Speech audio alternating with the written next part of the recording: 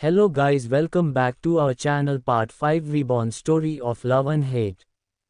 Chapter 41 Good Morning. Princess आद्या अब एक sarcastic smile देते हुए कहती हैं, हम आपसे नफरत कर रहे हैं। समर्थ, आप इसे नफरत कह रहे हैं तो फिर आप करते थे वो क्या था? आप हमारी इतनी सी नफरत बर्दाश्त नहीं कर सकते और हमारा क्या समर्थ, हमने तो आपकी नफरत तब से सही है जब से हम आपकी जिंदगी में आए थे। उद्धरण चिन्ह। समर्थ अब आद्या के करीब जाता है और उसे कमर से पकड़कर अपने और करीब कर लेता है और उसकी आंखों में आंखें डालकर कहता है, मानते हैं हम गलती हमारी थी और हमें आपकी दी हर सज़ा मंजूर है, पर अब हम आपको खुद से दूर नहीं कर सकते हैं। फिर वो उसके कानों के पास अपने होंठों को ले जाता है और उसके कान में फुसफुसाते हुए कहता, आपको शिकायत है ना हमसे, हम आपकी सारी शिकायतें दूर कर देंगे। अब तक आपने समर्थ का वो रूप देखा है जो उसने आपको दिखाया है। अब आप समर्थ का वो रूप देखेगी जो आपने ना कभी देखा है और ना कभी सोचा है। इतनी देर से समर्थ को दूर धकेल रहे आद्या के हाथ समर्थ की बातें सुनकर अचानक रुक जाते हैं। वो गुस्से से कहती हैं, दूर रहे हमसे, आप क्या समझते हैं हम आपको कभी माफ़ नहीं कर सकते। समर्थ उसे और कसकर पकड़कर कहता है, क्यों नहीं कर सकती आप? सबको कर सकती हैं पर हमें क्यों नहीं? बताए हमें क्यों आप सबको माफ़ कर सकती हैं, हमें नहीं? क्योंकि जो जख्म आपने दिए हैं वो किसी और ने नहीं दिए हैं। आपने हमें आत्मा को चोट पहुंचाई है, आपकी वजह से हम उस दिन। आद्या कहते कहते रुक जाती है। उसके आंखों से आंसू लुढ़ककर चेहरे पर आ जाते हैं। आद्या अपना मुंह फेर लेती है। समर्थ उसके आंखों बह रहे आंसुओं को अपने हाथों से साफ करता है और उसका चेहरा अपने हाथों में थामकर कहता है, जानते हैं हमने आपके आत्मा को ठेस पहुंचाई है और उसके लिए हम अपनी पूरी जिंदगी पछताएंगे, पर हम अब आपकी इस खामोशी को और नहीं सह सकते। हमें बिल्कुल अच्छा नहीं लगता जब आप हमें नज़रअंदाज करती हैं। हमें तब भी अच्छा नहीं लगता जब आप सबसे हंसते मुस्कुराते हुए बात करती हैं और हमारी तरफ देखती तक नहीं। हम जानते हैं हमारी गलती है पर हम आपको खुद दूर नहीं कर सकते। इस वक्त आद्या की आंखें इस वक्त बंद थी, पर समर्थ की बातें सुनकर उसकी आंखों के कोनों से फिर एक बार आंसू बह निकले।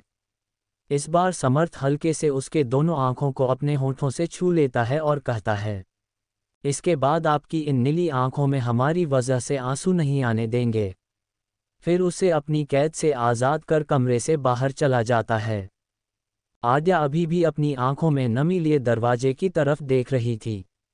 वो वहीं दीवार से टिककर अपने पैरों को समेटकर बैठ जाती है। वो खुद से बात करते हुए कहती हैं, आप क्यों नहीं समझ रहे हैं समर्थ? नहीं कर सकते हम आपको माफ़, जानते हैं आपकी इस सब में कोई गलती नहीं है।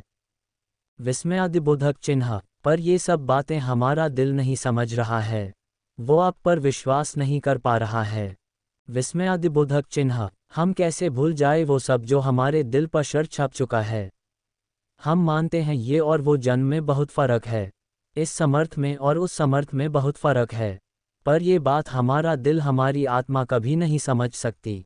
हम कभी आपके साथ या किसी के भी साथ अब आगे नहीं बढ़ सकते। हमारी आत्मा आपके साथ आगे की इजाज़त नहीं देंगी और हमारा दिल किसी और के साथ आगे बढ़ने की इजाज़त नहीं देगा। इसलिए हम यहाँ से जाना चाहते हैं, दूर, बहुत दूर, जहाँ कोई हम तक ना पहुँच पाए। वहीं दूसरी तरफ समर्थ अपने कमरे से निकलकर सीधा स्टडी रूम में जाकर दरवाज़ा बंद कर देता है। वो वहाँ रखी एक तस्वीर को हाथ में लेकर कहता है, हम कैसे बताएं आपको, आप अब हमारे जीने की वजह बन चुकी हैं। हम कैसे आपको खुद से दूर जाने दे सकते हैं? ये आद्या की फ़ोटो थी जो समर्थ ने कुछ दिन पहले खींची थी, जब वो गार्डन में पौधों को पानी दे रही थी। समर्थ उस फोटो पर हाथ फेरते हुए कहता है, एक बार आपसे दूर होके जी चुके हैं, अब इस बार ना हम आपको छोड़कर कहीं जाएंगे और ना आपको कहीं जाने देंगे। आधी रात को जब समर्थ कमरे में वापस आया तो उसकी नज़र आद्या पर गई जो वहीं बैठे बैठे सो रही थी। विस्मयादिबोधक चिन्ह। समर्थ उसके पास जाता है। वो देख पा रहा था आद्या अभी भी नींद में सिसक रही थी। समर्थ फिर उसे गोद में उठाकर बेड पर लेटा देता है। आद्या अभी बहुत गहरी नींद में थी। तभी समर्थ की नज़र आद्या के बाजुओं पर जाती है, जो अभी भी हल्के लाल थे। समर्थ उसके बाजू को हल्का सा छूकर देखता है और फिर दराज से ऑइंटमेंट निकालकर उसके बाजुओं पर लगा देता है। वो कुछ देर उसे ऐसे ही देखता रहा, फिर खुद भी सो गया। अलगी सुबह समर्थ की जब आंखें खुली तो उसकी नज़र साइड में सोती हुई आद्या पर जाती है जो अभी भी गहरी नींद में थी। समर्थ उसके चेहरे के करीब जाता है और उसके फोरहेड पर किस करते हुए उसके कान में फुसफुसाते हुए कहता है, गुड मॉर्निंग प्रिंसेस। वो कुछ देर उसे ऐसे ही देखता रहता है और फिर उठकर वॉशरूम की तरफ बढ़ जाता है। चैप्टर 42 डिज़ाइंस की सच्चे। कुछ देर बाद आद्या की भी नींद खुल जाती है। विस्मयादिबोधक चिन्ह। वो जब उठी तब तक समर्थ ऑफिस के लिए तैयार हो चुका था। वो अभी मिरर के सामने अपने बाल संवार रहा है। आद्या किसी छोटे बच्चे की तरह आंखें मल रही थी। मिरर में अपने बाल संवार रहे समर्थ की नज़र जैसे ही आद्या पर गई वो उसकी ये क्यूट हरकत देखकर उसके चेहरे पर एक स्माइल आ जाती है। जब आद्या की नज़र समर्थ पर जाती है, जो कि मिरर से उसे ही देख रहा था, उसे कल रात की सारी बातें याद आ जाती है। वो बिना कुछ बोले वॉशरूम की तरफ बढ़ जाती है। दोपहर का वक्त, आद्या का ऑफिस। आद्या अपने टेबल के दराज में परेशानी से कुछ ढूंढ रही थी। वहां दूर बैठी रिया आद्या को ऐसे परेशान होता देख खुश हो रही थी। वो मन ही मन कहती हैं, जितना ढूंढना है ढूंढो, जो तुम ढूंढ रही हो वो तो जहां पहुंचना था पहुंच चुका। थक हार कर आद्या त्रिशूल को फोन लगाती है। कुछ देर बाद दूसरी तरफ से आवाज आती है, हेलो आद्या, कैसी है आप? हम ठीक है, पर आद्या परेशानी भरे स्वर में कहती हैं, पर क्या आद्या, कुछ हुआ है क्या? दूसरी तरफ से त्रिशूल कहता है, पर आपको याद है माँ जी ने हमें उनके लिए कुछ ज्वेलरी के डिज़ाइंस बनाने के लिए कहा था। वो अभी तक नहीं मिले हैं। हमने घर में भी ढूंढी पर पता नहीं कहाँ गई हमारे डिज़ाइंस की फ़ाइल, वो हमें मिल ही नहीं रही है।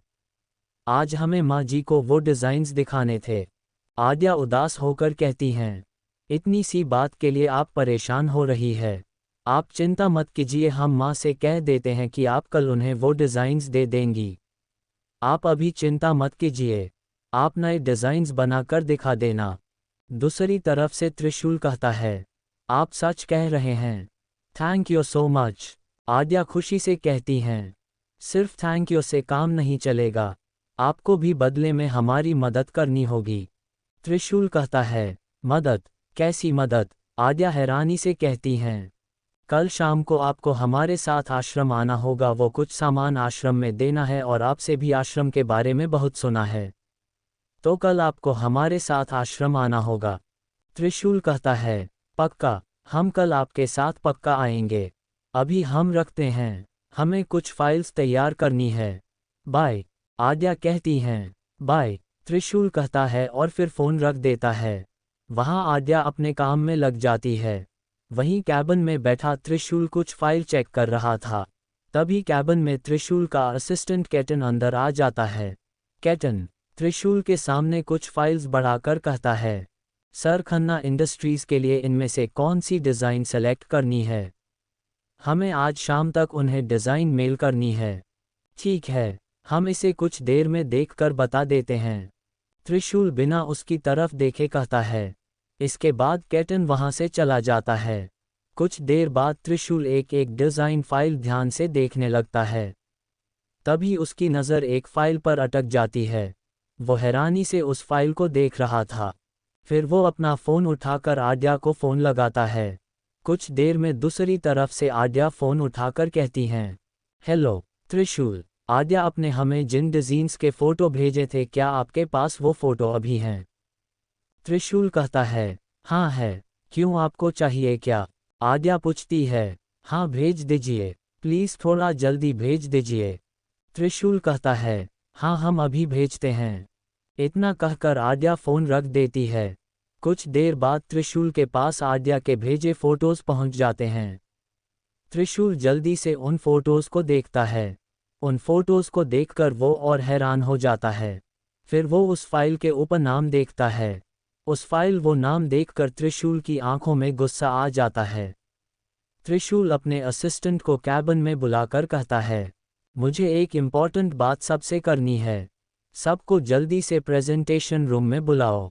यस सर, इतना कहकर कैटन वहां से चला जाता है। कुछ देर बाद सब प्रेजेंटेशन रूम में त्रिशूल का वेट कर रहे थे।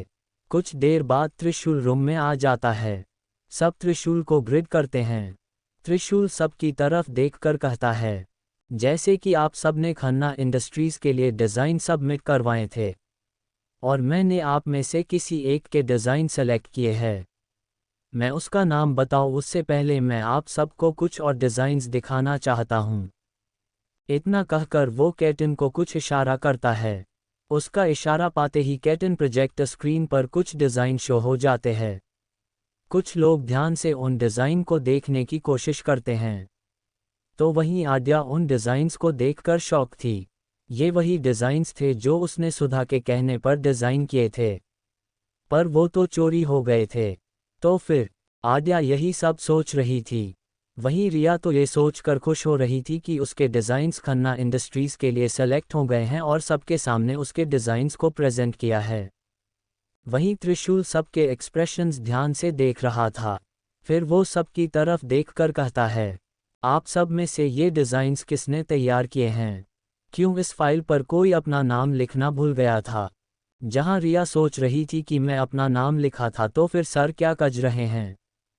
वहीं आद्या सोच रही थी, अगर त्रिशूल को पता है ये डिज़ाइंस हमने बनाए हैं तो फिर वो ये सब क्यों कर रहे हैं।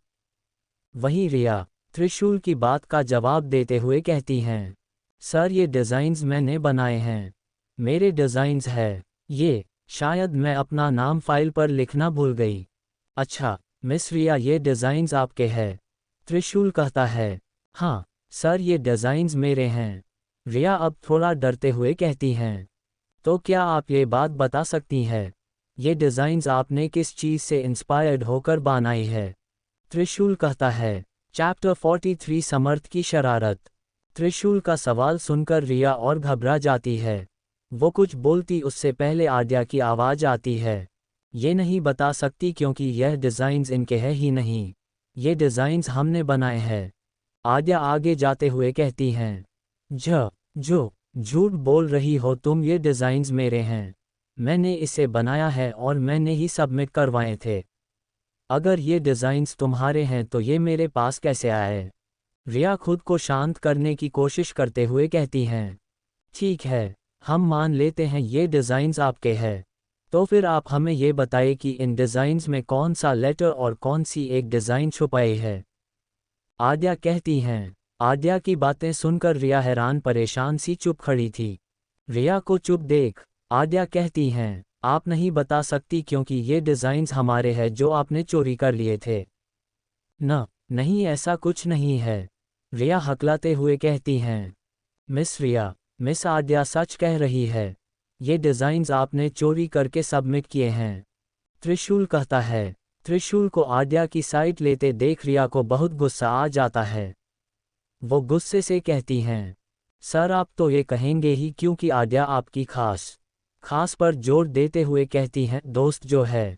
रिया ने जानबूझकर यह सब कह रही थी ताकि ऑफिस के बाकी कलीग्स आद्या को गलत समझे, और हुआ भी कुछ ऐसा ही। अब सब कलीग्स आद्या और त्रिशूल के शक भरी निगाहों से देख रहे थे।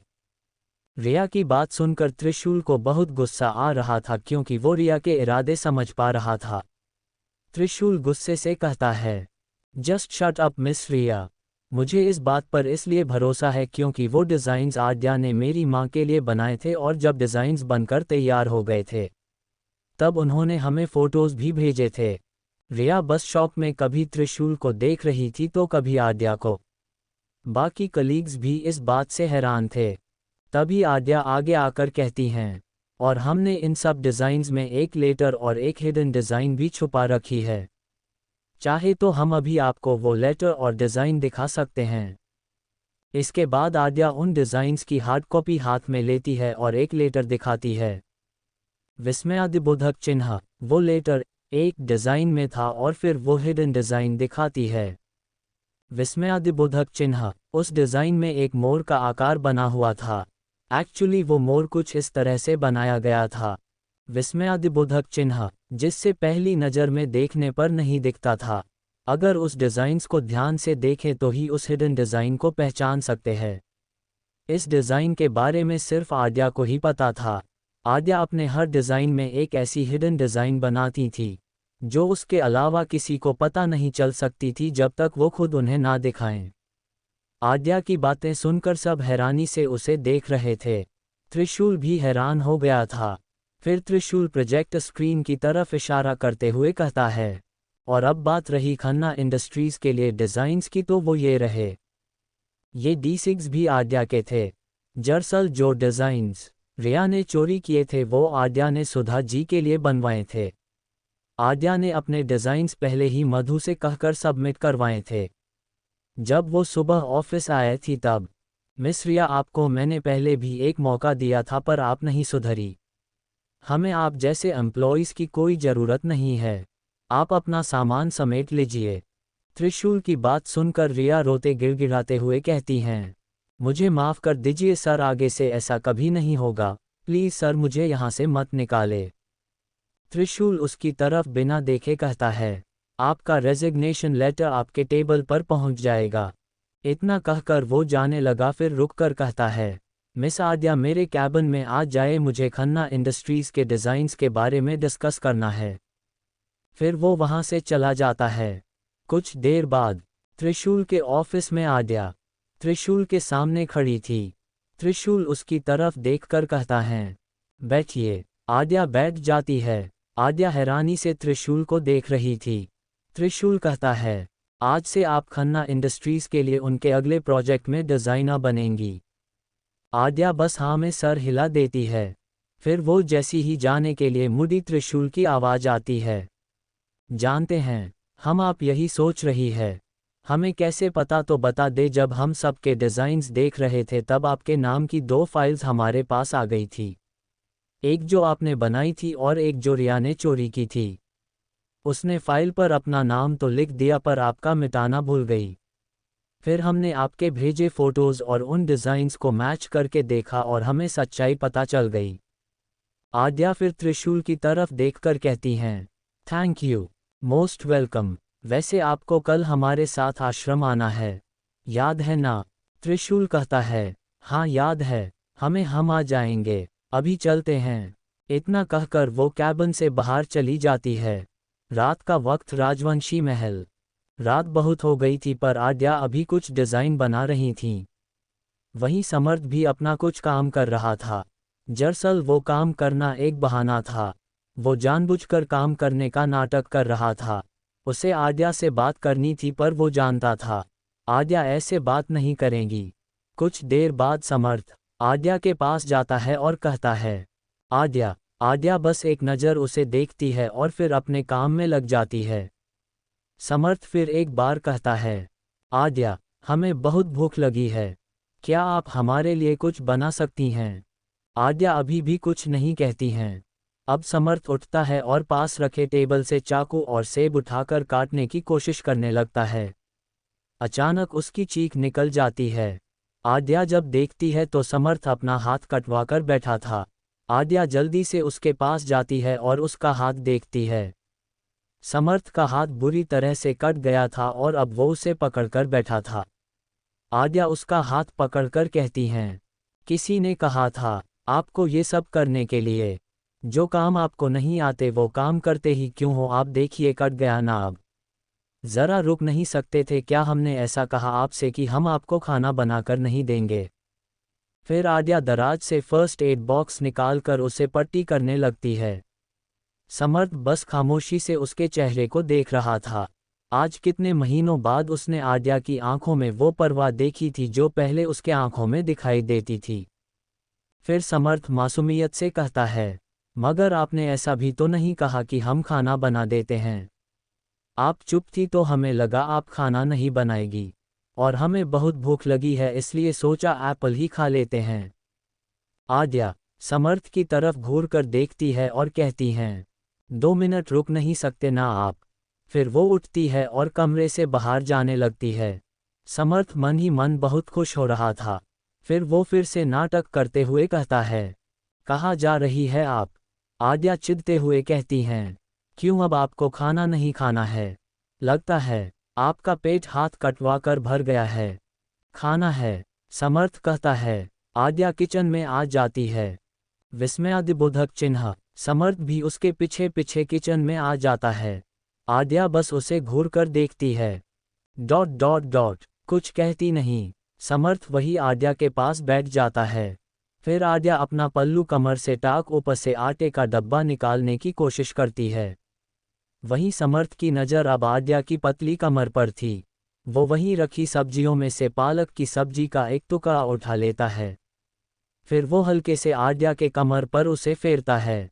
ये होते ही आद्या जो ऊपर से आटे का डब्बा निकालने की कोशिश कर रही थी, वो घूर कर देखती है और कहती हैं, ये क्या हरकत है समर्थ?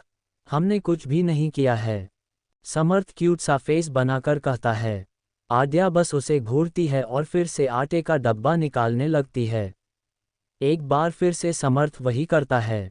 अब आद्या गुस्से से समर्थ से कहती हैं, ये आप क्या कर रहे हैं? क्या आपको खाना नहीं चाहिए? अगर ऐसा है तो हम जा रहे हैं। हमने कहा ना, हमने कुछ नहीं किया। अच्छा ठीक है, अगर आप फिर भी लगता है तो देखिए। दोनों कान पकड़कर सॉरी कहते हैं। समर्थ अपने कान पकड़ते हुए कहता है। फिर से आटे का डब्बा निकालने लगती है। विस्मयादिबोधक चिन्ह। इस बार समर्थ कोई शैतानी नहीं करता। कुछ देर बाद आद्या आटा बुन रही थी और उसके चेहरे पर बार बार बालों की दो लटें परेशान कर रही थी। आद्या अपने बाल कंधे से हटाने की कोशिश करती है, पर वो लटें थी कि बार बार चेहरे पर आ रही थी। समर्थ कभी देर से ये सब देख रहा था। वो आद्या के चेहरे पर झुंझलाहट साफ देख पा रहा था। वो अब आद्या को अपनी तरफ खींच लेता है और फिर उसके चेहरे पर आ रही लटों को अपने हाथों से कान के पीछे करता है। वो मन ही मन कहता है, आपको परेशान करने का हक आपकी इन जुल्फों को भी नहीं है। वो हक सिर्फ हमारा है। आद्या बस हैरानी से उसे देख रही थी। फिर समर्थ खुद उसे खुद से दूर कर देता है। आद्या कुछ नहीं कहती। कुछ देर बाद सब खाना बनाकर तैयार था। आद्या ने जल्दी जल्दी में रोटियां और आलू की सब्जी बनाई थी। वो समर्थ को खाना देकर जैसे ही जाने को हुई कि समर्थ उसका हाथ पकड़कर कहता है, आद्या हमें खिलाएं ना। आद्या घूर कर देखती और कुछ कहती उससे पहले समर्थ अपना कटा हुआ हाथ आगे कर देता है।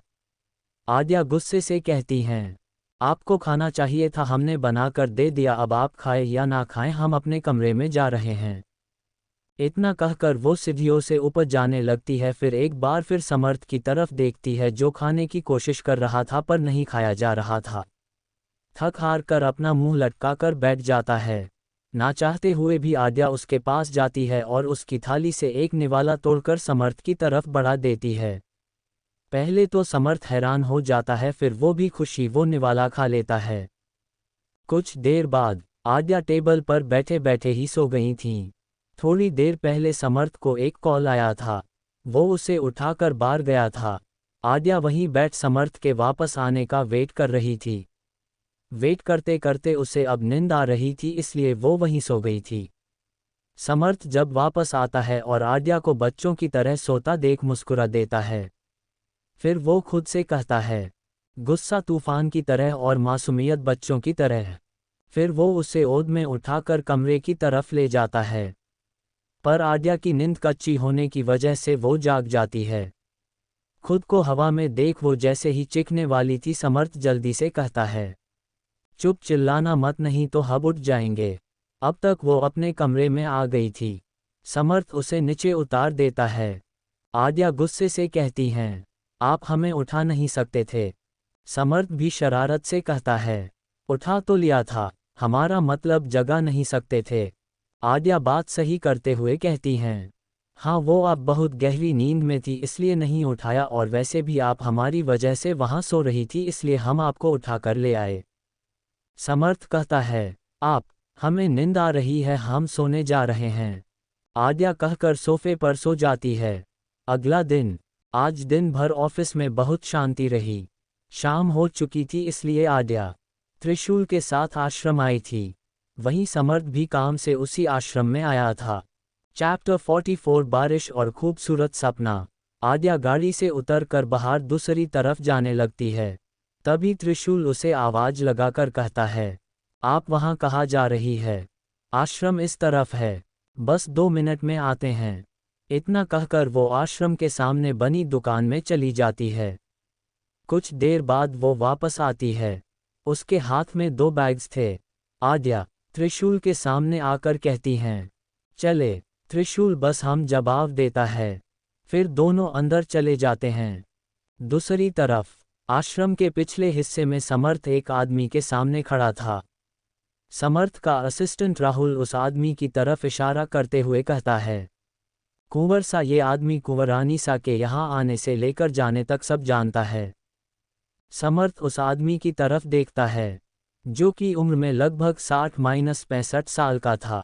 वो आदमी डरते हुए कहता है, कुंवर सा, मैं आद्या बेटी के बारे में सब जानता हूँ। आपको क्या जानना है, आप मुझसे पूछ सकते हैं। पर क्या? समर्थ पूछता है, मेरे परिवार को कुछ होगा तो नहीं ना? आज तक जिसने भी आद्या बेटी के बारे में जानने की कोशिश की है, वो फिर कभी यहाँ वापस नहीं आए हैं और उनका कभी कुछ पता भी नहीं चला है। तो मेरे परिवार को कुछ? वो आदमी डरते हुए कहता है। वो बात करने में बहुत डर रहा था। आपको और आपके परिवार को कुछ नहीं होगा, ये हमारा आपसे वादा है। समर्थ शांति से कहता है।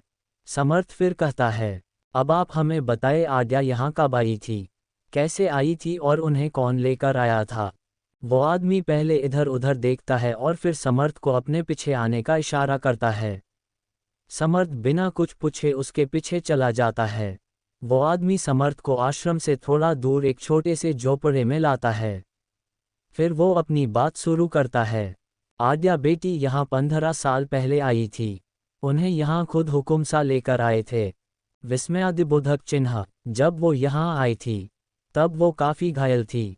उनके सर पर बहुत चोट आई थी और उनके पैरों में भी काफ़ी चोट आई थी। विस्मयादिबोधक चिन्ह। पर उनके उतना घायल होने के बावजूद हुकुम सा उन्हें हॉस्पिटल ना ले जाकर उन्हें आश्रम ले आए थे। विस्मयादिबोधक चिन्ह। फिर उन्होंने यही आश्रम में ही उनका इलाज करवाया। अच्छे से अच्छे डॉक्टर्स को उन्होंने उनके इलाज में लगा दिया था। विस्मयादिबोधक चिन्ह। फिर लगभग 1 हफ्ते बाद आद्या बेटी होश में आई थी। विस्मयादिबोधक चिन्ह। पर उन्हें कुछ याद ही नहीं था। वो जब यहाँ आई थी तब उन्होंने एक डायरी और एक छोटे से संदूकों को कसकर अपने हाथ में पकड़ रखा था। विस्मयादिबोधक चिन्ह। जब आद्या बेटी को कुछ याद नहीं आ रहा था तब हुकुम सा ने उनका नाम आद्या रखा। विस्मयादिबोधक चिन्ह। और उनसे ये कहा कि वो बचपन से यही आश्रम में रहती आई है। ... उन्हें खेलते हुए चोट लगी इसलिए बेहोश हो गई थी। विस्मयादिबोधक चिन्ह। आद्या बेटी ने काफ़ी बार सच्चाई जानने की कोशिश की थी।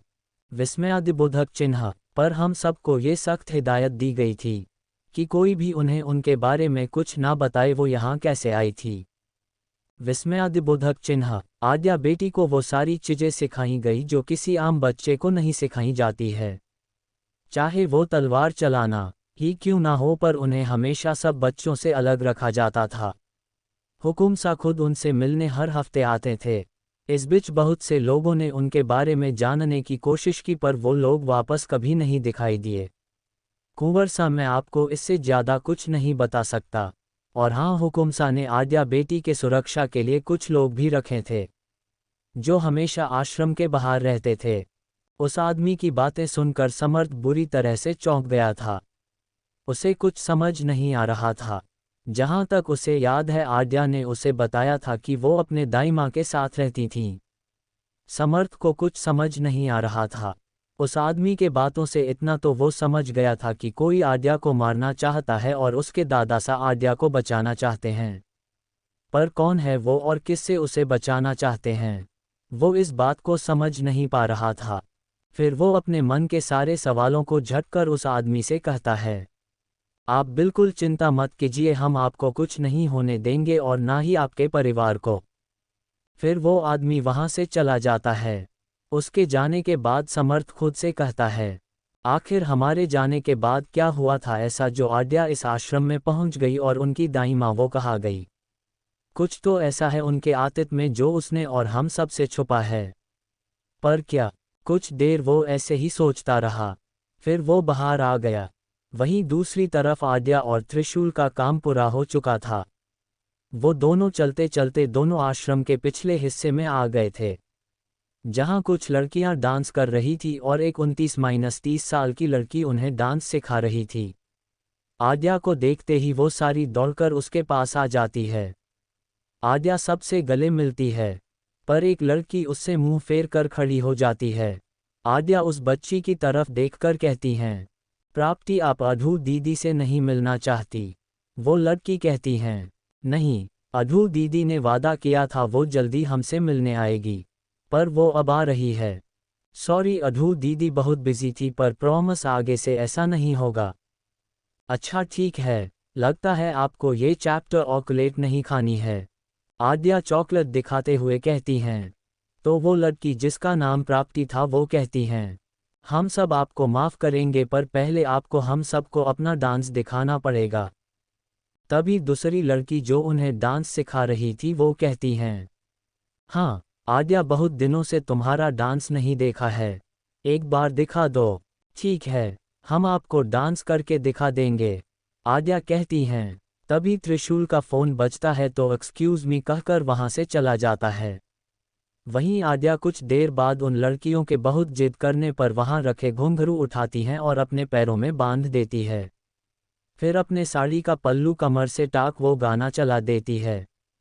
गाना चलने लगता है, ओ रे पिया हाय, ओ रे पिया हाय, ओ रे पिया हाय, उड़ने लगा क्यों मन बावला रे, आया कहाँ से यह हौसला रे, ओ रे पिया हाय, ओ रे पिया हाय। गाने की आवाज़ अब थोड़ी तेज हो गई थी। समर्थ जो कि अभी आश्रम से बाहर निकल रहा था, उसके कानों में गाने की आवाज़ जाती है तो वो उस तरफ देखता है जहां आद्या डांस कर रही थी। वो आद्या को देखता है जो आज खुलकर नाच रही थी। ताना बाना बुनती हवा, हाय बुनती हवा, बूंदे भी तो आए नहीं बाज यहाँ, साजिश में शामिल सारा जहां है, हर जर्रे जर्रे की यह इल्तिजा है, ओ रे पिया, ओ रे पिया हाय, ओ रे पिया हाय, ओ रे पिया। आद्या के खुले बाल उसके चेहरे पर आ रहे थे। अब बाकी लड़कियां भी उसका साथ दे रही थी। हवा थोड़ी तेज चल रही थी और अब हल्की बारिश भी शुरू हो गई थी, पर आद्या अभी भी नाच रही थी। नी रे ग ग मा पर म ग रे सा रे सा ग ग रे, मा ग पर मा, ध ध पनी नी सा पर सा मा पा धा नी सा नी, रे नी सा। नजरे बोलें दुनिया बोले, दिल की ज़बान हाय दिल की जुबां, इश्क मांगे इश्क चाहे कोई तूफान। समर्थ आज पूरी तरह से आद्या में खो गया था। वो अब आगे बढ़ता है और आद्या को कमर से पकड़कर अपने पास खींच लेता है। बारिश अब थोड़ी तेज हो गई थी। समर्थ आद्या के चेहरे पर आ रहे बालों को उसके कानों के पीछे करता है तो आद्या शर्म से अपनी गर्दन झुका लेती है।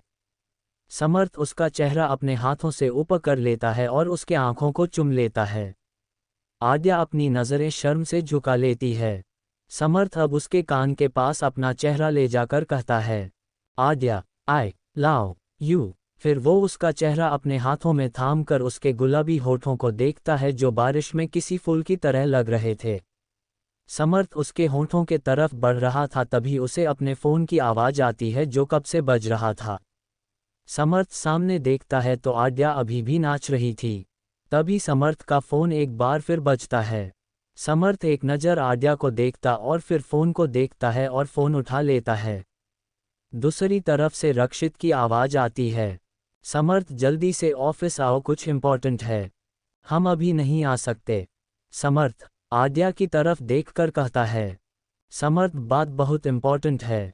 दूसरी तरफ से रक्षित कहता है। ना चाहते हुए भी समर्थ हाँ कह देता है और वहाँ से बाहर निकल जाता है। वो आद्या को छोड़कर नहीं जाना चाहता था। वहीं कोई और भी था जो आद्या को नाचते हुए देख रहा था। वो त्रिशूल था। त्रिशूल जब अपना फ़ोन कॉल ख़त्म कर वापस आया तो उसकी नज़र आद्या पर गई जो नाच रही थी। चैप्टर 45 समर्थ के राज्याभिषेक की बार।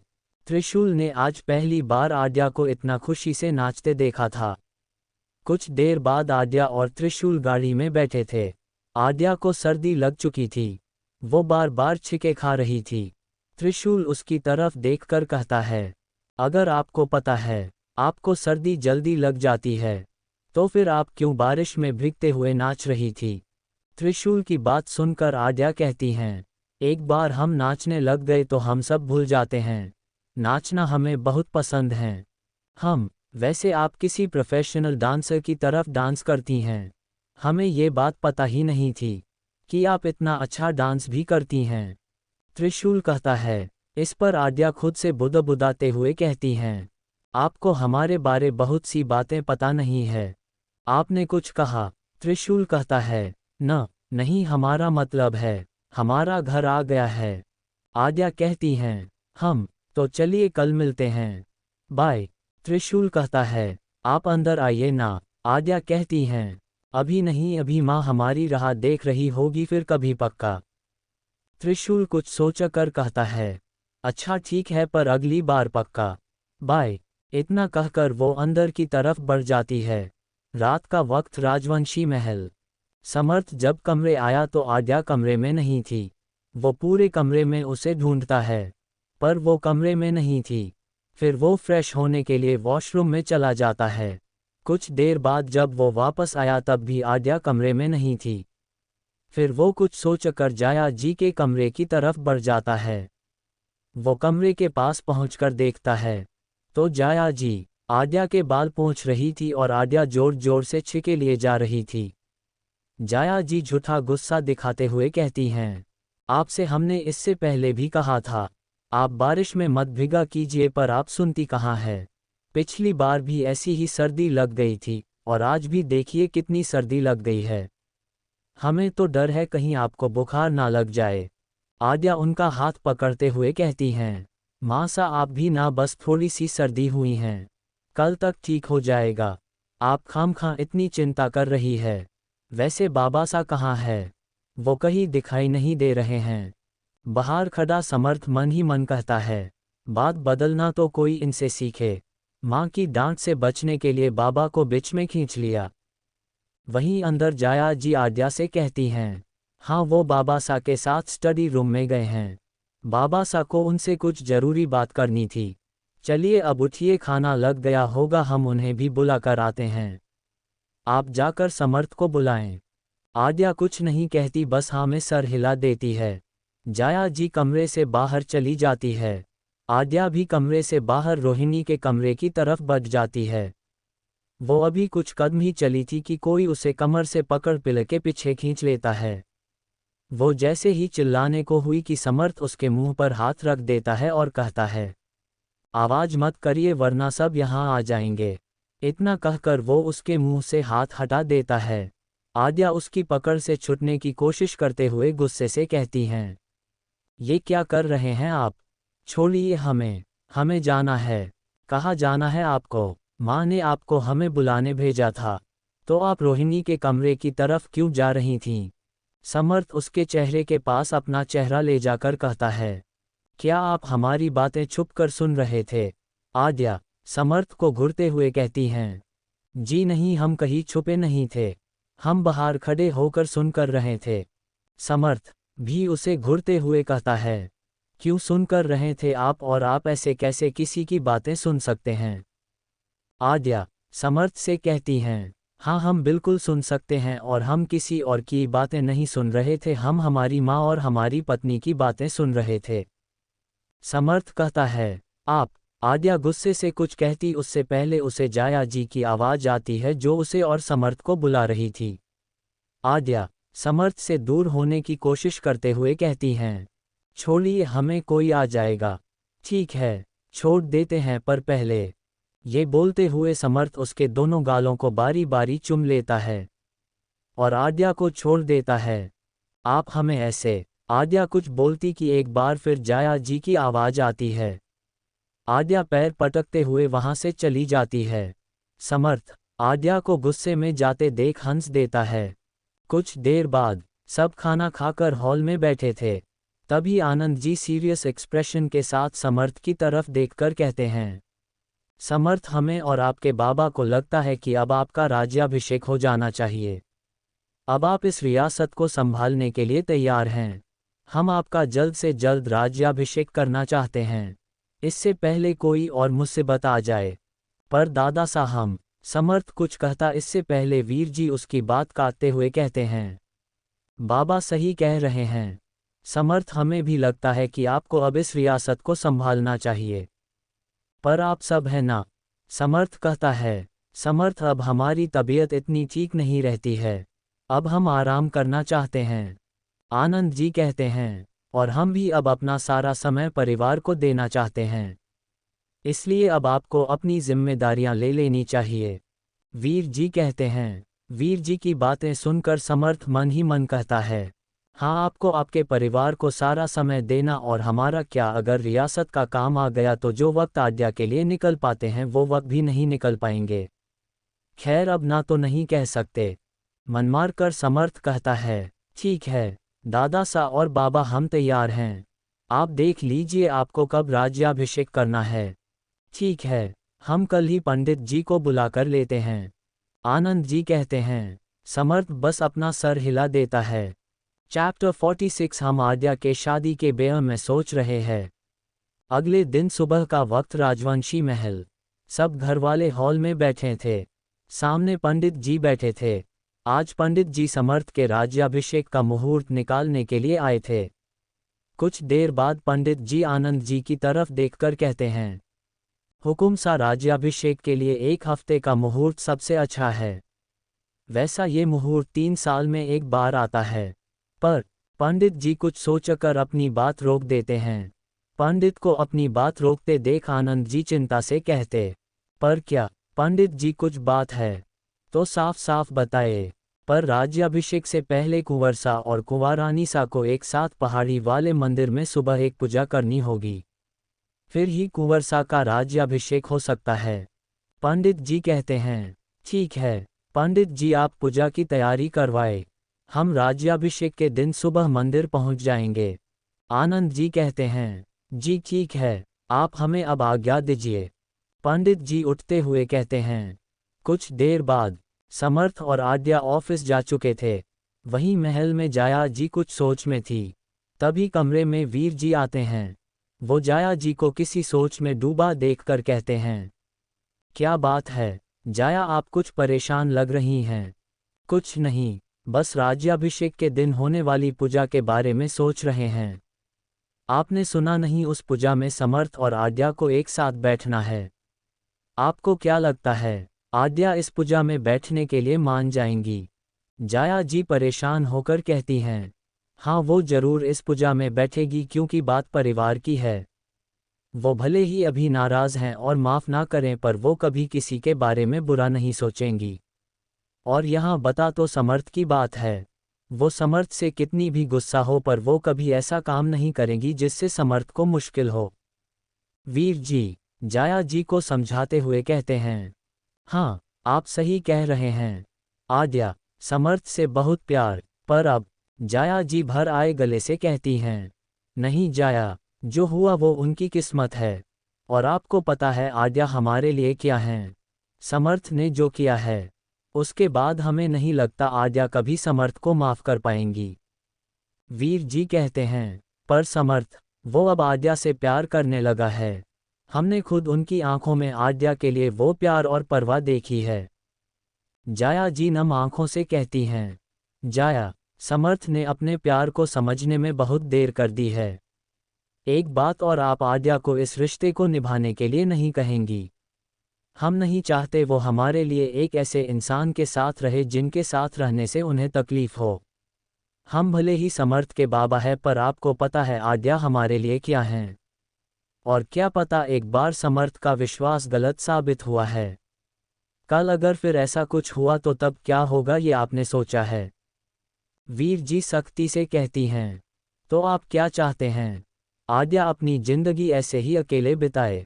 हम भी उनसे प्यार करते हैं। हम नहीं चाहते वो अपनी जिंदगी अकेले बिताए। जाया जी वीर जी की तरफ देखकर कहती हैं, इसलिए हमने कुछ सोचा है। वीर जी कहते हैं, क्या सोचा है आपने? जाया जी शक भरी नज़रों से कहती हैं, हम आद्या के शादी के बारे में सोच रहे हैं। वीर जी कहते हैं, ये आप क्या कह रहे हैं? आपको पता है वो इस सब के लिए कभी नहीं मानेगी। और समर्थ, आप उसके साथ ऐसे कैसे होने दे सकते हैं? जाया जी थोड़े गुस्से से कहती हैं, उन्हें मानना होगा जाया। वो हमारी जिम्मेदारी है। एक बार हमने अपनी जिम्मेदारी निभाने में गलती कर दी है, अब नहीं कर सकते। हम उन्हें अकेले नहीं छोड़ सकते और कहीं ना कहीं उनकी ये हालत हमारी वजह से ही है। हमने उनके लिए गलत इंसान चुना था, पर अब हम कोई गलती नहीं करेंगे। और समर्थ उन्होंने उन्हें उसी दिन खो दिया था जब वो उर्वशी से शादी करने चले थे। अब जाके उन्हें अपने गलती का एहसास हुआ जब आद्या ने उन्हें खुद से इतना दूर किया है। वीर जी आगे कहते हैं, हमारा सपना था आद्या को अपनी बहू बनना और वो शायद पूरा भी हुआ, पर हमारे बेटे के गलतियों की वजह से वो पूरा होकर भी अधूरा रह गया। खैर यह सब बातें छोड़े और जाकर पूजा की तैयारी करे। जब तक उन दोनों का डिवोर्स नहीं हो जाता तब तक वो समर्थ की पत्नी और हमारी बहू है। इतना कहकर वो कमरे से बाहर चले जाते हैं। उनको जाता देख जाया जी मन ही मन कहती हैं, आप शायद वो देख नहीं पा रहे हैं जो हम देख पा रहे हैं। आद्या समर्थ से कितनी भी नाराज क्यों ना हो या कितनी भी नफरत क्यों ना करती हो, पर वो उसके अलावा कभी किसी और के बारे में नहीं सोच सकती। वो समर्थ की जगह किसी और को कभी नहीं दे सकती है। Hash hash hash hash hash hash hash hash hash hash hash hash hash. एक हफ्ते बाद रात का वक्त, राजवंशी महल। आद्या जाया जी के कमरे में आकर बैठ जाती है। फिर वो जाया जी की तरफ देखकर कहती हैं, क्या बात है माँ सा, आप इतनी परेशान क्यों हो? और आपने हमें बुलाया था? हाँ, हमें आपसे कुछ बात करनी है। जाया जी कहती हैं, क्या बात है माँ सा? आद्या असमंजस से कहती हैं। जाया जी आद्या का हाथ अपने हाथ में लेकर कहती हैं, आद्या आपने हमें बहुत सी खुशियाँ बिना मांगे दी हैं, पर आज हम एक और खुशी मांगना चाहते हैं। क्या आप हमें वो खुश देंगी? कैसी खुशी माँ सा? हम हमारी पूरी कोशिश करेंगे आपकी खुशी देने की। बताए हमें क्या चाहिए आपको? आद्या जाया जी की तरफ देखकर कहती हैं। इस पर जाया जी अपनी जगह से उठती है और वही टेबल पर रखा एक थाल जो कि लाल कपड़े से ढका था वो लाकर आद्या के सामने रख देती है। फिर वो उस थाल से कपड़ा हटा देती है। वो आद्या की तरफ देखकर कहती हैं, आपको याद है ना कर आपको और समर्थ को एक साथ इस पूजा में बैठना है। आद्या बस अपना सर हाँ में हिला देती है। फिर जाया जी आगे कहती हैं, शायद ये आखिरी पूजा होगी जहां आप और समर्थ एक साथ बैठेंगे। हम बस इतना चाहते हैं कि आप कल एक सुहागन की तरफ तैयार हो। हम आपको एक बार समर्थ की पत्नी के रूप में देखना चाहते हैं। क्या आप हमारे लिए इतना कर सकती हैं? जाया जी की बातें सुनकर आद्या की आंखें नम हो गई थी। वो कभी जाया जी की कही बात नहीं टालती थी। वो अपनी नम आंखें छुपाते हुए बस हाँ में सर हिला देती है और कहती हैं, ठीक है माँ सा, हम आपकी इस इच्छा को पूरा करेंगे। कल हम आपके सामने आपकी बेटी नहीं समर्थ की पत्नी के रूप में आएंगे। कुछ देर बातें करने के बाद आद्या अपने कमरे में चली जाती है।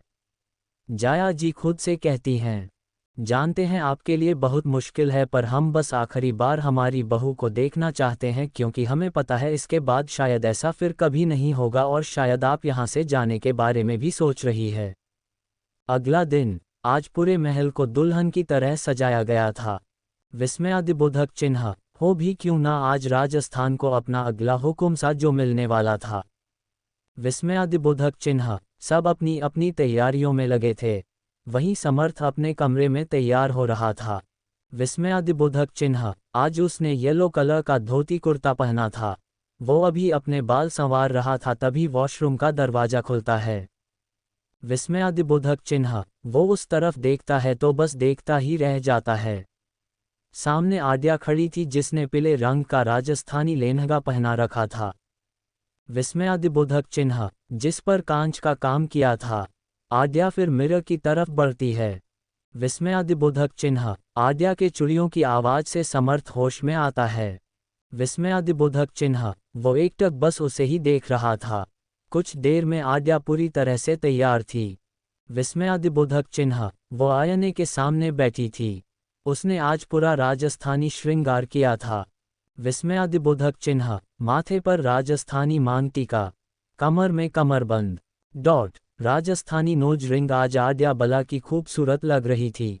विस्मयादिबोधक चिन्ह वो आईने के सामने बैठी सामने रखे मंगलसूत्र को देख रही थी। उसे याद था महल छोड़कर जाने से पहले उसने यह मंगलसूत्र समर्थ को वापस कर दिया था। ना चाहते हुए भी उसकी आंखों में नमी तैर जाती है। वो उस मंगलसूत्र को उठाती है और जैसे ही पहनने को हुई कि किसी ने उसका हाथ पकड़ लिया।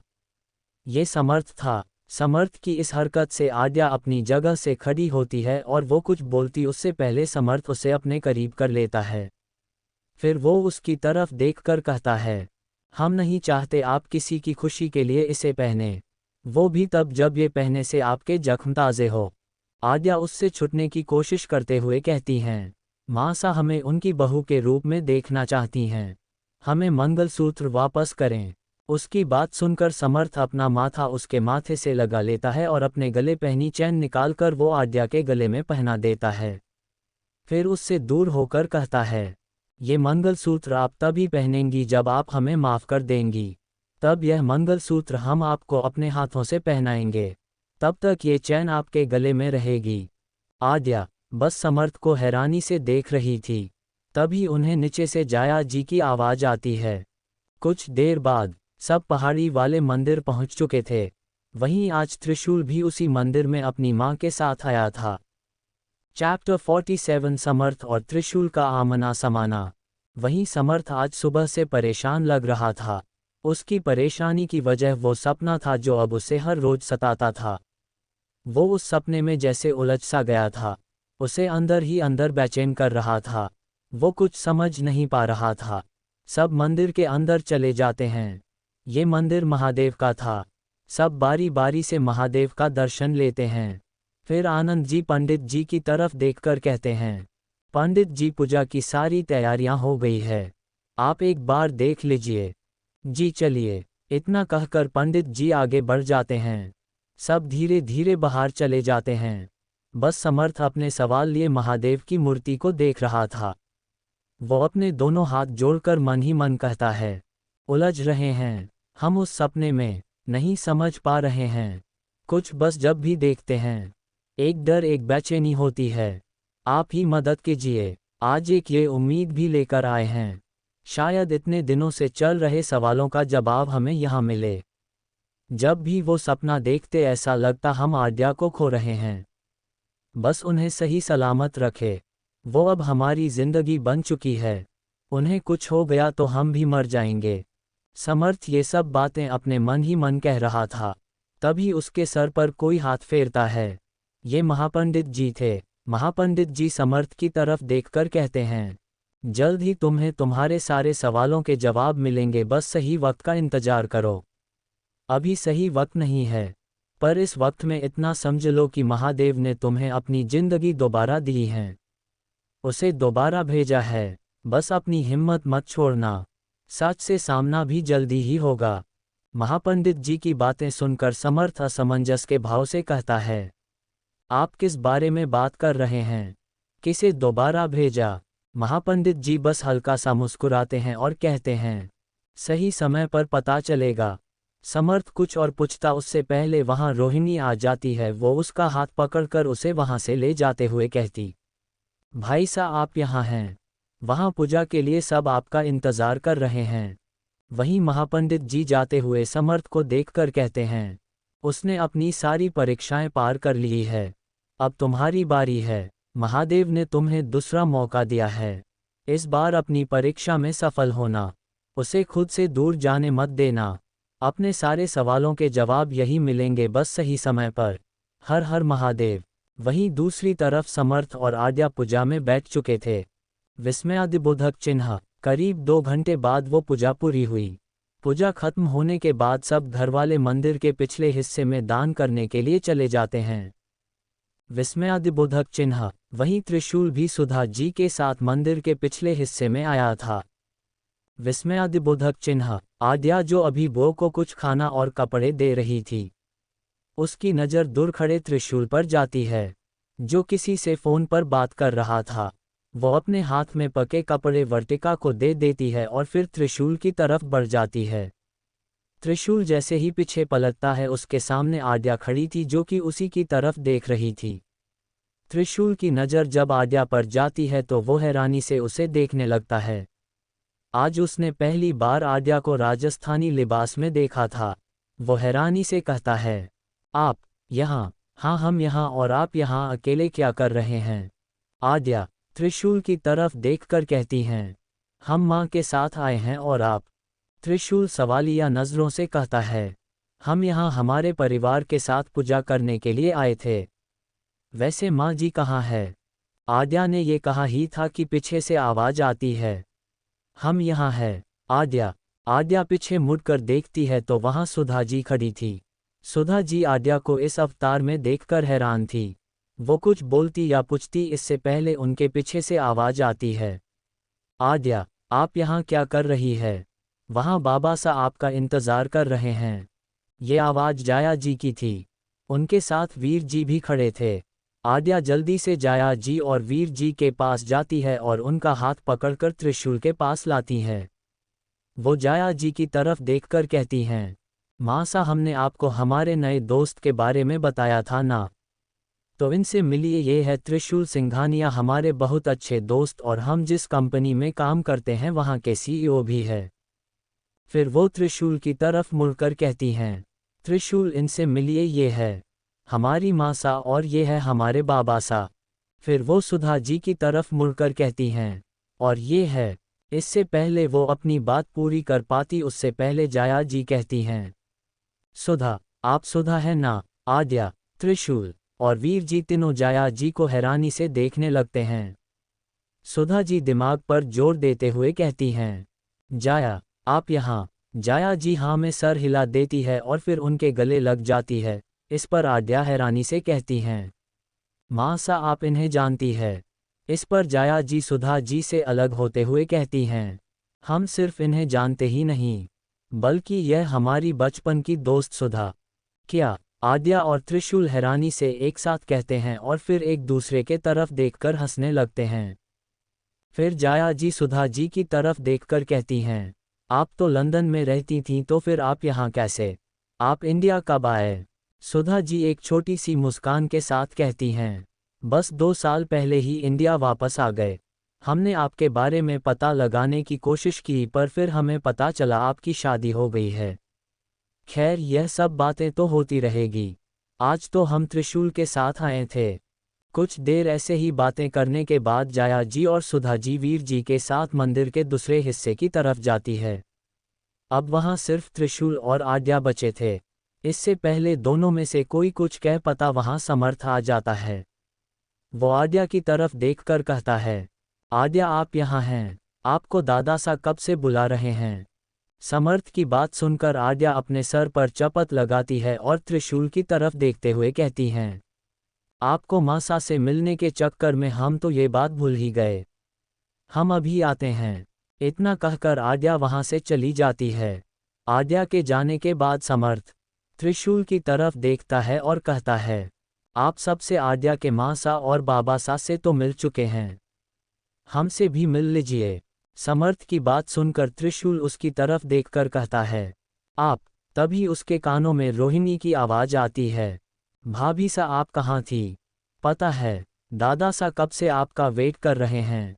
त्रिशूल उस तरफ देखता है तो वहाँ रोहिणी खड़ी थी और उसके सामने आद्या खड़ी थी। त्रिशूल खुद से बुदबुदाते हुए कहता है, भाभी सा। तभी समर्थ कहता है, हम आद्या के पति समर्थ सिंह राजवंशी। और आप? समर्थ की आवाज़ से त्रिशूल अपने ख्यालों से बाहर आता है और समर्थ की बात सुनकर फिर चौंक जाता है। वो हैरानी से कहता है, पति? हाँ, आद्या हमारे पत्नी है। समर्थ कहता है। त्रिशूल को एक झटका सा लगता है। वो मन ही मन कहता है, आद्या की शादी हो चुकी है, उन्होंने हमें कभी बताया क्यों नहीं। फिर वो अपने सारे ख्यालों को झटक देता है और फिर समर्थ की तरफ अपना हाथ बढ़ाकर हैं, हम आद्या के दोस्त त्रिशूल सिंघानिया। चैप्टर 48 आपकी नफरत में हमें प्यार दिखता है। कुछ देर बाद जब आद्या वापस आती है तो वहाँ सिर्फ समर्थ खड़ा था। विस्मयादिबोधक चिन्ह, विस्मयादिबोधक चिन्ह। आद्या इधर उधर देखती है पर उसे त्रिशूल कहीं नहीं दिखाई देता। समर्थ जो आद्या की हरकतें बहुत देर से देख रहा था, उसे अब आद्या पर गुस्सा आ रहा था। उसे गुस्से से ज़्यादा जलन हो रही थी, क्योंकि आद्या जितनी बातें उससे नहीं करती उससे कहीं ज़्यादा बातें वो त्रिशूल से करती है।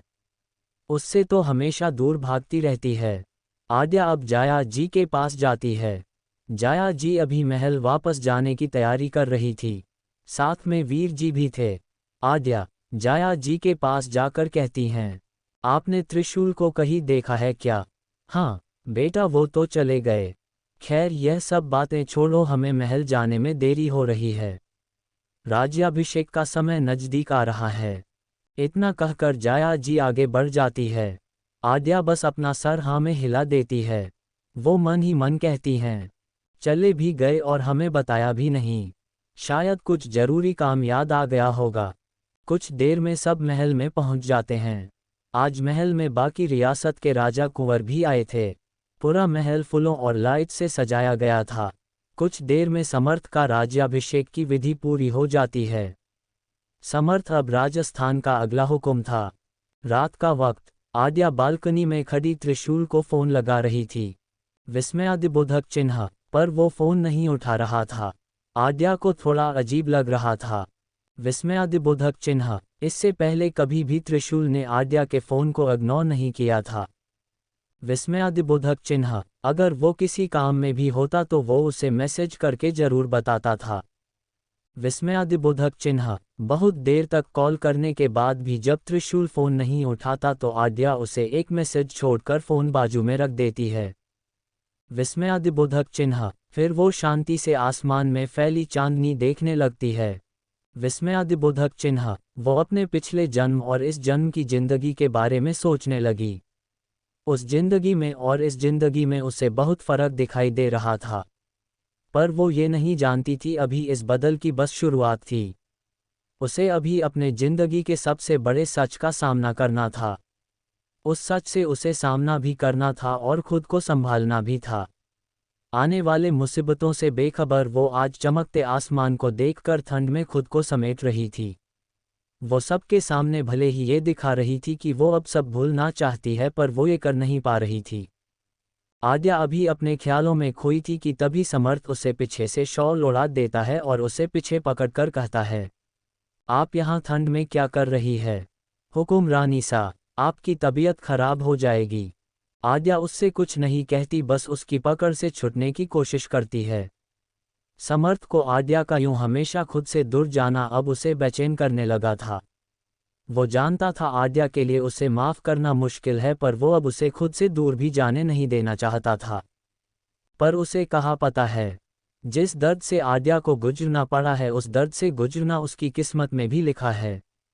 अब बस देखना ये था कि वो आद्या को अपने प्यार का एहसास दिला पाता है या हमेशा के लिए खो देता है। जब आद्या समर्थ की पकड़ से खुद को नहीं छुड़वा पाती तो वो बस शांत खड़ी रहती है। आद्या को कोई हरकत ना करता देख समर्थ उसे पलटकर अपने सामने कर लेता है और कहता है, जब पता है हम आपको दूर नहीं करेंगे तो क्यों कोशिश कर रही है? आप क्यों भूल? आद्या उसकी बात काटते हुए कहती हैं, भूल ही तो नहीं पाते समर्थ, नहीं भूल पाते हैं। कितनी कोशिश करते हैं पर आपके लिए आसान होगा सब भूलना, पर हमारे लिए नहीं, क्योंकि आपने कभी उस चीज़ का सामना नहीं किया है जिस चीज़ का हमने किया है। जब आप उस चीज़ का सामना करेंगे तब आपको हमारे दर्द का एहसास होगा। इतना कहकर आद्या कमरे चली जाती है। बालकनी में खड़ा समर्थ आसमान की तरफ देखकर अपनी आंखें बंद कर देता है। वो मन ही मन कहता है, हमें आपके हर दर्द का एहसास है, हर दर्द का, क्योंकि कभी जिस जगह आप खड़ी थी आज हम उसी जगह पर खड़े हैं। बस फर्क इतना है, आपकी इस नफ़रत में भी हमें प्यार दिखता है जो हमारी नफ़रत में कभी नहीं था, और शायद इसी वजह हमें एक उम्मीद है कि आप हमें माफ़ करेगी, हमारी ज़िंदगी में वापस हमारी प्रिंसेस बनकर आएंगी। ये सब बातें सोचते हुए उसकी बंद आंखों से आंसू का एक कतरा बह जाता है। अगली सुबह आद्या ऑफिस के लिए तैयार होकर नीचे चली जाती है। विस्मयादिबोधक चिन्ह, कल से ना तो त्रिशूल का फ़ोन आया था और ना ही आद्या के मैसेज का जवाब, इसलिए आज आद्या ऑफिस थोड़ा जल्दी चली जाती है। आद्या जब ऑफिस आती है तो उसे बाहर ही सोहम दिखता है जो कि किसी से फ़ोन पर बात कर रहा था। आद्या अपने कदम सोहम की तरफ बढ़ा देती है। कुछ देर बाद जब सोहम अपना फ़ोन कॉल ख़त्म कर पीछे पलटा है तो पीछे आद्या खड़ी थी। सो हम आद्या की तरफ देखकर मुस्कुराते हुए कहती हैं, good morning beauty. Good morning, Aadya भी एक स्माइल के साथ कहती हैं। तुम ऑफिस नहीं गई? सो हम उसकी तरफ देखकर कहता है, हाँ, वो बस जा रहे थे पर हम त्रिशूल को ढूंढ रहे हैं। हम कल से उन्हें फ़ोन कर रहे हैं पर वो फ़ोन नहीं उठा रहे हैं। आपको पता है वो कहाँ है? आद्या सोहम से कहती हैं, अरे, तुम्हें पता नहीं वो कल शाम को अपने बिजनेस ट्रिप के लिए निकल गया। उसे आने में 3-4 दिन लगेंगे। सोहम कहता है, तभी उसका फ़ोन बजता है। इसलिए वो एक्सक्यूज़ मी कहकर वहाँ से चला जाता है। चैप्टर 49 समर्थ का दर्द। उसके जाने के बाद आद्या खुद से बुदबुदाते हुए कहती हैं, अचानक बिजनेस ट्रिप पर क्यों गए? और हमने इतने कॉल्स और मैसेजेस किए, उसका जवाब भी नहीं दिया। मंदिर से भी बिना बताए चले गए। कुछ तो बात जरूर हुई है। वो अभी ये सब सोच ही रही थी कि मधु वहाँ आ जाती है। मधु उसे बाहर खड़ा देख कहती हैं, अरे आद्या, तुम बाहर क्यों खड़ी हो? चलो अंदर वरना देर हो जाएगी। आद्या हाँ कहकर उसके साथ अंदर चली जाती है। वहीं दूसरी तरफ महल में आज समर्थ अपना काम महल से ही पूरा कर रहा था। वो अभी स्टडी रूम में बैठा अपना काम खत्म कर रहा था। तभी रक्षित अंदर आते हुए कहता है, हुकुम सा, क्या मैं अंदर आ सकता हूँ? अंदर तो आप पहले ही आ चुके हैं और अब पूछ रहे हैं। उद्धरण चिन्ह। समर्थ मुंह बनाते हुए कहता है। वो आगे कहता है, जब आना था तब चले गए बिजनेस ट्रिप पर। इस पर रक्षित उसके सामने बैठते हुए कहता है, क्या करूं, जाना इम्पोर्टेंट था, इसलिए तो जैसी वापस आया सबसे पहले यहाँ आ गया, राजस्थान के हुकुम सा से मिलने। आप हमें तो मना सकते हैं, पर रोहिणी को कैसे मनाएंगे? बेचारी कल से आपको फ़ोन कर रही थी, पर आप फ़ोन नहीं उठा रहे थे। समर्थ रक्षित को याद दिलाते हुए कहता है, हाँ भाई, उसे तो मनाना ही होगा। खैर मेरी छोड़ो, अपनी बताऊं। मेरी बहन कैसी है और तुम्हारा रिश्ता? इस बार रक्षित सीरियस एक्सप्रेशन के साथ कहता है। इस पर समर्थ एक फीकी मुस्कान के साथ कहता है, अब बस 1.5 महीना ही रह गया है। वो हर एक दिन के साथ हमसे दूर जा रही है। हम कुछ नहीं कर पा रहे हैं। हिम्मत मत यार समर्थ, एक दिन उसे तुम्हारे प्यार का एहसास जरूर होगा। रक्षित उसे तसल्ली देते हुए कहता है। समर्थ अब उठकर खिड़की के पास जाता है और बाहर देखते हुए कहता है, नहीं रक्षित, हर एक दिन के साथ हमारी हिम्मत टूटती जा रही है। विस्मयादिबोधक चिन्ह। रक्षित, हमें पता है वो हमसे नफरत नहीं करती है। विस्मयादिबोधक चिन्ह, बस वो हमसे दूर जाने की कोशिश करती है। वो आज भी हमारी उतनी ही परवाह करती है जितनी पहले करती थी। विस्मयादिबोधक चिन्ह, पर हमें लगता है उनकी नाराजगी की वजह कुछ और है। ... पर हम वो वजह समझ नहीं पा रहे हैं। अब हमारा ये दर्द जो यहाँ अपने सीने की तरफ इशारा करते हुए कहता है। विस्मयादिबोधक चिन्ह, यहाँ हो रहा है ना। वो हर दिन इस डर के साथ बढ़ता जा रहा कि आद्या हमें तो छोड़कर चली जाएगी। वो कहती हैं, दूर रहे हमसे। आप बताइए कैसे दूर रहे हम, जब पिछले 15 सालों से उनका इंतजार कर रहे थे। अरे हर कोई अपने दर्द की बातें कर रहा है, पर हम किससे करें? हम ये नहीं कह रहे हैं कि हमारी गलती नहीं है, हम मानते हैं, और हम उस गलती के लिए पूरी जिंदगी शर्मिंदा रहेंगे, पर हम उनसे दूर जाना बर्दाश्त नहीं कर सकते। ये सब बातें कहते वक्त उसका गला भर आया था। रक्षित उसके कंधे पर हाथ रखते हुए कहता है, जानता हूँ तू कितने दर्द में है। ये भी जानता हूँ कि तू उससे कितना प्यार करता है, पर तुझे हिम्मत रखनी होगी समर्थ। सोच, तू उसकी नफरत पिछले 4.5 महीने से बर्दाश्त कर रहा है और तू इतने में ही हिम्मत हार गया। आद्या के बारे में सोच, उसने ना सिर्फ तुम्हारी बल्कि सब घर वालों की नफरत बर्दाश्त की है। उसने कैसे झेली होगी। खैर अब ये सब बातें छोड़, मैं यहाँ और एक काम से आया था। और एक काम? समर्थ सवालिया नज़रों से कहता है। हाँ, और एक काम। मैं तुम्हें इस बार इंडिया में होने वाले ज्वेलरी एग्जीबिशन के बारे में बताने आया था। क्यों ना इस बार हम भी उस एग्जीबिशन में हिस्सा ले। हाँ, हमारी कंपनी ज्वेलरी डिज़ाइन नहीं करती, पर हमें वहाँ कुछ नए डिज़ाइनर्स तो मिल ही सकते हैं और कुछ नई कंपनीज के साथ भी हम पार्टनरशिप कर सकते हैं। कब है वो एग्जीबिशन? समर्थ उसकी तरफ देखकर कहता है। 15 दिन बाद। रक्षित कहता है, ठीक है, हम इस एग्जिबिशन में हिस्सा लेंगे। समर्थ कहता है, अच्छा ठीक है, मैं अभी रोहिणी से मिलने जाता हूँ। रक्षित कहता है, हाँ ठीक है, हमें भी अपने कुछ काम पूरे करने हैं। इसके बाद रक्षित वहाँ से बाहर निकल जाता है। समर्थ वहीं खिड़की के बाहर देखकर कुछ सोचने लगता है। वहीं रक्षित स्टडी रूम से निकलकर सीधे रोहिणी के कमरे में आ जाता है। रोहिणी अभी बालकनी में खड़ी बाहर देख रही थी, तभी रक्षित आकर उसे पीछे से बाहों में ले लेता है। रोहिणी पहले तो घबरा जाती है, पर जब उसे रक्षित के होने का एहसास होता है तो वो उसकी बाहों से छूटते हुए कहती हैं, कौन है आप और हमारे कमरे में क्या कर रहे हैं?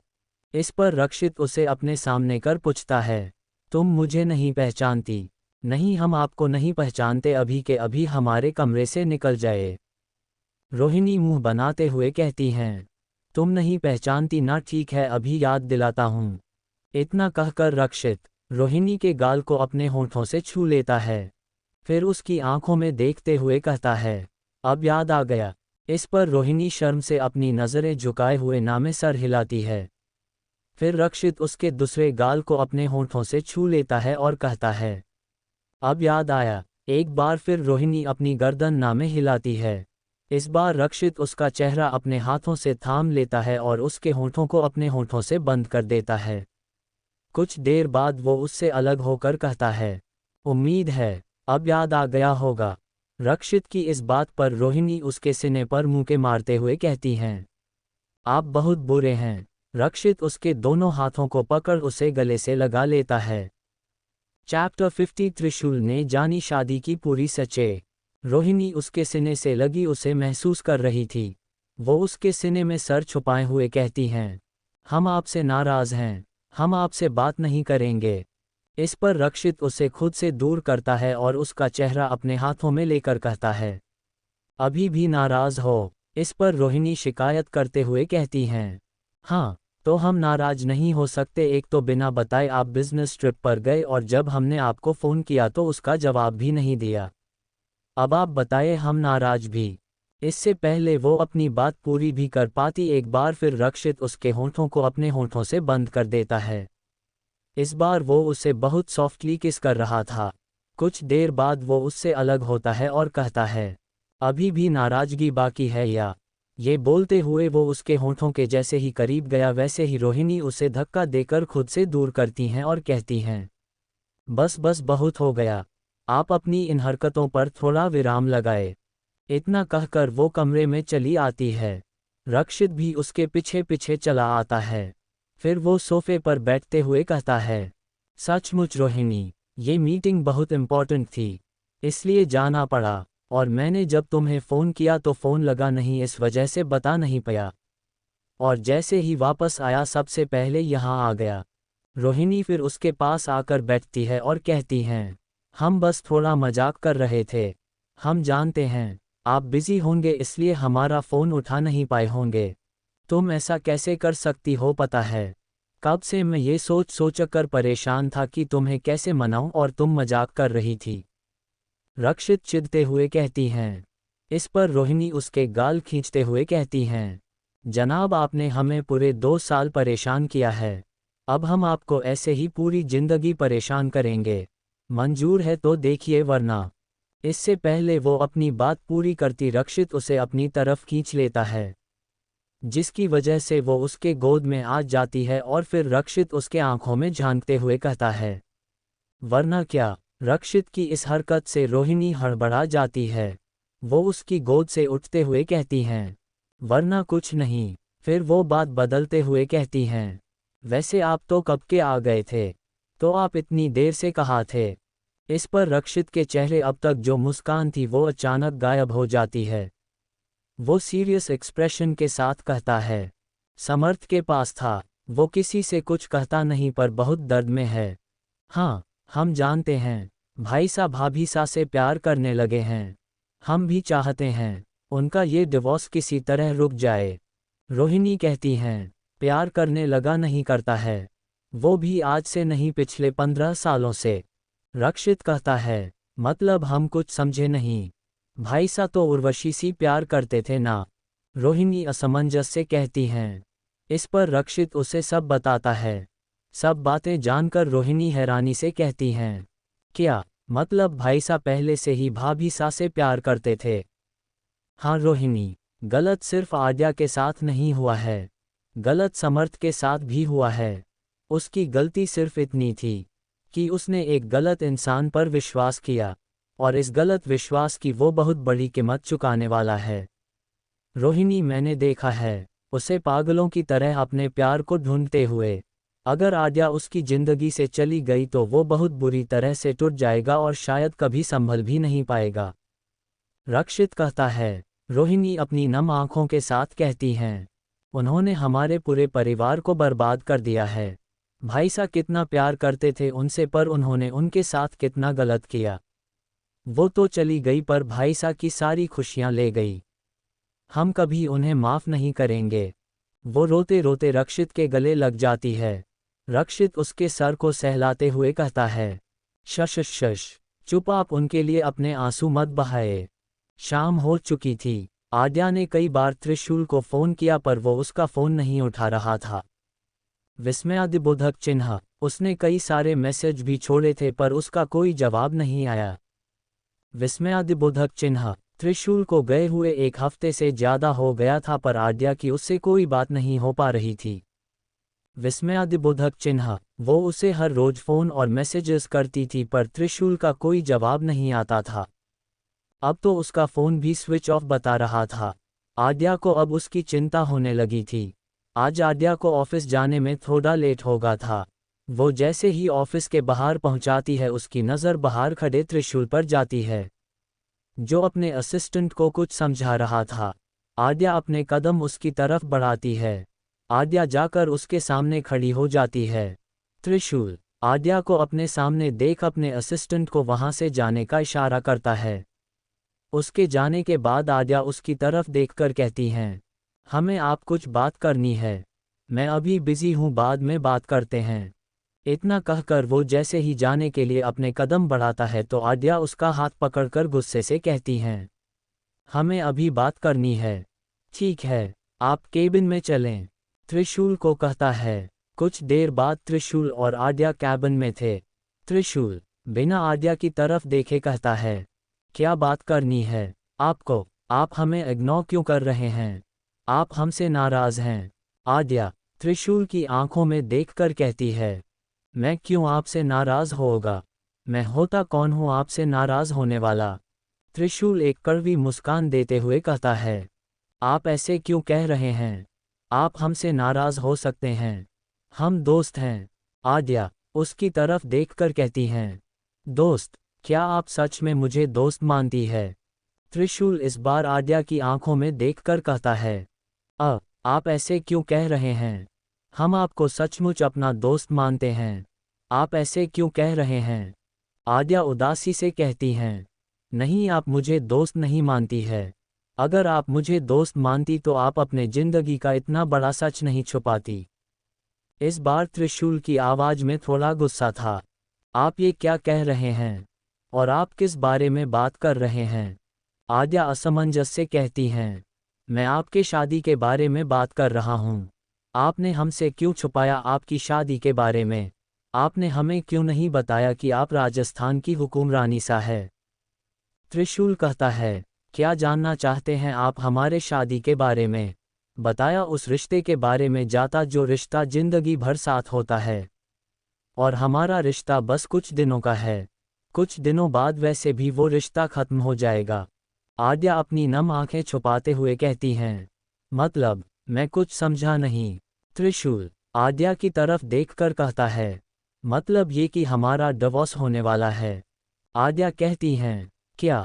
त्रिशूल आद्या की बातों से हैरान था। हाँ, हमारा डिवोर्स होने वाला है। आद्या कहती हैं। फिर वो उसे अपने और समर्थ के शादी से लेकर आप तक की सब बातें बताती है। वो आगे कहती हैं, कुछ दिन बाद हमारा डिवोर्स हो जाएगा। फिर हम यहाँ से बहुत दूर चले जाएंगे। हमने आपसे इस बारे में छुपाया नहीं त्रिशूल, बस हमें बताना ठीक नहीं लगा इसलिए नहीं बताया। हम बस कहने के लिए रिश्ते नहीं जोते, हम उन रिश्तों को मानते भी हैं। त्रिशूल आद्या के सामने आकर अपने दोनों कान पकड़कर कहता है, मुझे माफ़ कर दीजिए, मुझे बस इस बात का बुरा लगा था कि आपके शादी के बारे मुझे किसी और से पता चला। सॉरी, आपको किसने बताया हमारी शादी के बारे में? आद्या पूछती है। समर्थ, त्रिशूल कहता है। वो फिर आगे कहता है, आप सचमुच डिवोर्स चाहती हैं? अब तो सब ठीक हो गया है ना? और आप कह रही थी कि समर्थ इस रिश्ते को निभाना चाहते हैं।